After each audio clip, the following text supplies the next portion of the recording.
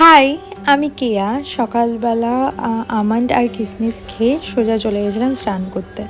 আগে ফ্রেশ হয়ে নিয়েছিলাম, দেন আমি একটুখানি স্কিন কেয়ারে বসেছিলাম। নর্মালি সানস্ক্রিন আর লিপ বামই ইউজ করি, তার আগে একটা ময়শ্চারাইজার ইউজ করি, যেটা আজকে আমার হঠাৎ করে ইউজ করতে ইচ্ছে করছিল না, তাই আমি ইউজ করি, স্কিপ করে গেছি। তারপরে ব্রেকফাস্টে দেখলাম মা এনেছিল বাইরে থেকে পরোটা আর তড়কা। যতই ওর প্লেটে থাকুক না কেন, তাও বোনকে আমার প্লেট থেকেই খেতে হবে। এইবারও ওর প্লেট থেকে খাওয়া, দেন আমি পড়তে বসে যাই। আর কিছুক্ষণ পরে আমি একটুখানি বাইরে গিয়ে বসি চুপচাপ, ভাল লাগছে না। তারপরেই আমি দেখলাম ডেলিভারি এসছে। ডেলিভারিটা আসার পরে মনেই পড়ছিল না কি ডেলিভারি এসছে, তারপরে মনে পড়ে। তারপর দেখলাম আজকে আমাদের লাঞ্চে ফেভারিট খাবার।